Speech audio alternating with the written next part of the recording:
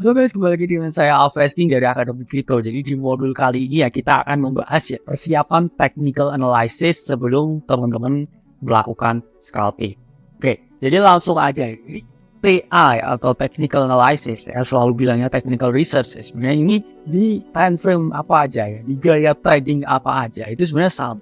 Ya, cuma nanti pasti ya ada beberapa modifikasi karena technicalnya orang holder ya, technicalnya orang yang swing trader, technicalnya orang yang day trader ya, dengan technicalnya scalper itu pasti beda. Ya apa bedanya ya nanti akan kita bahas. Jadi sama-sama pakai technicalnya, tapi technical yang dipunyai orang yang tradingnya gaya scalping dengan tradingnya gaya day trading itu beda. Ya bedanya seperti apa kita akan bahas. Pertama, scalper itu harus punya bias dua arah. Jadi dia biasanya itu nggak up only atau down only ya, tapi biasanya itu dua arah.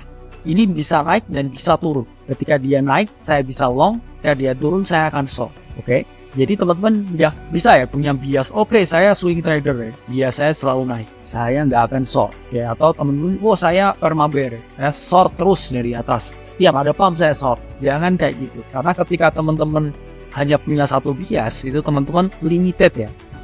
Dengan ya possibility yang ada di market. Sehingga teman-teman harus open ya. Oke, saya terbuka nih. Ya kan? Kemungkinan untuk long atau short. Ini contohnya di koin Cyber. Jadi dalam waktu 12 jam teman-teman bisa long dan juga bisa short Cyber. Ya pertama ada opportunity nih ya. Misalkan ini membentuk ya ascending triangle ya. Ini misalnya di koin Cyber ya. Ini dalam waktu 12 jam aja ini teman-teman bisa long dan juga kemudian langsung short ya. Jadi teman-teman dapat pumpnya ya, kemudian retracement teman-teman juga nge-short juga ya. Jadi intinya seperti ini ya. Misalkan ada ini ascending triangle ya di sini ya, misalkan di M15. Oke, saya masuk di sini ya. Kemudian harga naik ya. Hit TP ya. TP untuk long. Kemudian di sini teman-teman lihat nih ya, misalkan di sini ada resisten ya, supply area. Kemudian teman-teman short ya, di sini short masuk. Oke. Kemudian teman-teman target mungkin di sekitar bawahnya sini ya, tempat teman-teman masuk tadi. Nah, ini juga harga down ya, TP untuk short. Sehingga ketika teman-teman nggak membatasi ya peluang untuk main dua arah, teman-teman ini bisa dapat long sama shortnya Cyber. Ini dalam waktu 12 jam aja. Jadi 12 jam ini bisa long ya, kemudian teman-teman short. Sehingga apa teman-teman? Ketika teman-teman mau ya atau willing untuk buka posisi dua arah ya, berlawanan dalam satu hari, ini trading opportunity pasti lebih banyak. Sehingga uang yang teman-teman dapat ini jauh lebih banyak. Asalkan ya jangan over trading dan oversizing. Over trading ya ketika teman-teman udah trade beberapa kali sehari ya itu ya udah. Maksudnya jangan sampai 10-20 kali. Dan jangan oversize. Dia tetap risking 1% ya, 0,5%, maksimal 2%. Jangan sekali trade risknya 10% ya, itu bukan trading ya, tapi teman-teman gambling ya. Jadi itu nggak boleh.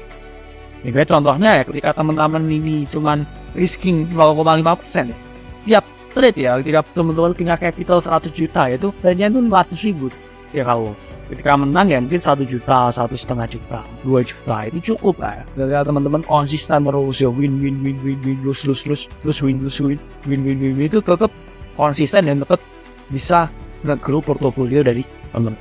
Kemudian teman-teman harus fokus pada time frame yang kecil ya. Kalau holder ya, swing trader ya, day trader itu mungkin mereka ini lihatnya ya sampai monthly juga dilihat ya. Kalau holder lihat monthly-nya, lihat weekly-nya ya, bahkan daily-nya kadang dilihat. Tapi kalau kalian jadi scalper ya, kalian kan nggak trade yang impulse yang besar-besar, kalian trade riak-riaknya ini, in out ya, long short.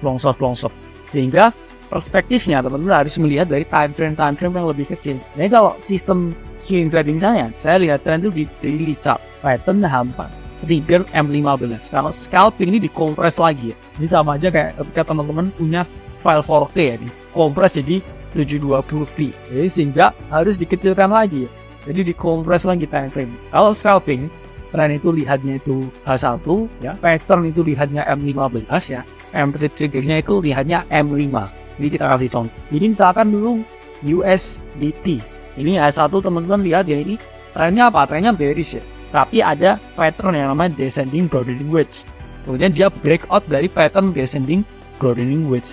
Jadi ini teman-teman bisa lihat ya, ini tuh mengalami sesuatu yang namanya retest. Nah ini contohnya adalah LUM USDT. Jadi di H1 ya ini sebenarnya trennya kan bearish ya, dia masih turun terus, tapi kemudian dia membentuk suatu pattern yang namanya descending broadening wedge. Kemudian dia breakout dari patternnya ini, ya, dia breakout dari pattern. Kemudian dia melakukan sesuatu yang dikatakan sebagai retest ya, jadilah retest. Untuk kemudian dia ada possibility naik ke atas. Sehingga di sini kita tahu ya bias kita itu adalah long. Karena dia breakout dan juga retest. Tapi kita lihat apakah retestnya sukses. Oke. Nah, di sini LUM ini ya. Teman-teman kemudian cari tes di M15. Caranya gimana? Di sini gambar demand areanya ya.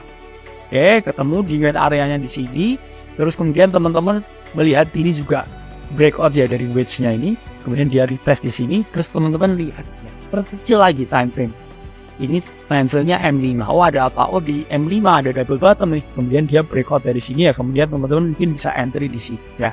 Stop loss pasti di bawah area ini ya. Di bawah ini adalah stop loss-nya. SL-nya di bawah. Kemudian naik terbang ya, teman-teman tinggal take profit 1 ya, take profit 2 dan take profit 3 dan so. Kemudian teman-teman pahami juga ya perspektif risk to reward. Berapa risk to reward nih? Jadi pada dasarnya ya teman-teman ini ada dua perspektif.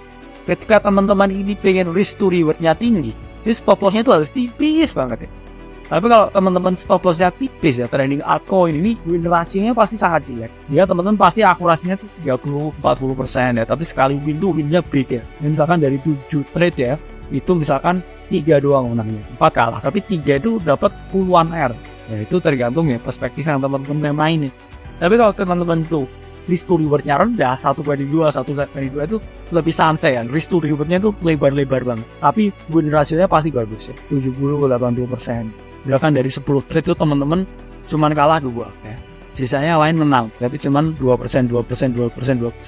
Kalau yang bad win ratio ini, dia kalah sekali trade langsung dapat 10 R ya. Kalah dapat trade langsung 15 R. Ini ada juga ya yang trader yang gayanya bad win ratio.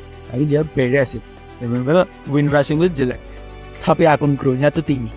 Tapi kalau teman-teman yang ngejar win ratio-nya bagus ya, menang lagi kecil ini, itu stop loss-nya bisa nggak terlalu gede. Kita lihat ini contohnya ya, ini adalah risk to reward yang tinggi. Ini adalah di TRB ya, di TRB USDT. Jadi ini ada skenario teman-teman masuk di H1. Jadi breakout nih ya di sini, breakout, oke, kemudian naik, kemudian di sini dia retest, kemudian dia enter nih di sini. Di sini ketika enter ini bisa memperoleh 20 R. Ini stop loss-nya ini cuma 2% ya. Kemudian target profitnya sampai di sini sekitar 20% di TRB. Sehingga kan dia menang banyak banget nih ya, sampai 20 R. Ini masih naik lagi. Jadi cuman risking 2%. 1 R-nya ini dia misalkan di angka misalnya atau 1 juta lah. Oke. Tapi ketika dia menang 20 R ini dia dapat 20 juta ya teman-teman. Tapi pertanyaannya ya apakah sering ada setup kayak gini ya? Jawabannya itu enggak. 1 bulan aja saya jamin belum tentu kamu dapat setup yang kayak gitu. Timingnya masuknya pas juga begitu. Sehingga ya teman-teman kalau pengen ya udahlah aku moderate aja itu bisa pakai risk to reward rendah, stop loss lebar ya. Win-nya juga lebih tinggi. Nah, ini juga contohnya ya, ini di koin MC. Kemudian mungkin lihat ya di sini, oh ini ya low ya, kemudian ini jadi higher low. Oke, saya masuk di sini ya. Target mana? Targetnya adalah swing high di sini. Oke, menang. Saya dapat 4 R. Oke, dapat 4 R ya, 4% ya teman-teman. Ketika teman-teman risknya itu 1%, itu good ya. Terus kemudian di sini, oh mungkin masih belum masuk lagi. Oh ini jebol ini trend line-nya. Saya bisa short lah. Oke, short di sini. Oke. Kemudian stop loss di mana? Di swing high di sini. Targetnya mana ya? Targetnya misalkan di sini ya, di low yang ini. Teman-teman dapat berapa? 2,5% atau 2,5 R. Sehingga di sini ya teman-teman bisa ya realistis ya dengan risk to reward yang rendah. Ya. Karena teman-teman lihatnya ini kan, ya udahlah saya banyak trade ya, banyak win juga ya. Nggak usah yang terlalu gila-gila banget ya. Kalau mereka yang pengennya itu adalah risk to reward-nya tinggi, itu pasti dia masuknya di sini ya. Stop loss kecil banget di sini. Itu dia terus targetnya seperti ini. Apakah itu bisa? Ya bisa, cuman apakah itu sering terjadi ya saya bilang itu sedikit ya probabilitas. Sehingga teman-teman harus pilih ya yang risk to reward-nya rendah, stop loss lebar kalau pengen setiap hari itu bisa trade. Teman-teman udah paham ya dari segi technical ya, kita lihat dulu ya time frame-nya ya, kita lihat dulu ya risk per trade-nya dan risk to reward-nya, baru kita bisa ngatur frekuensi. Saya Alfa Esting dari Akademi Kripto, sampai berjumpa di video selanjutnya.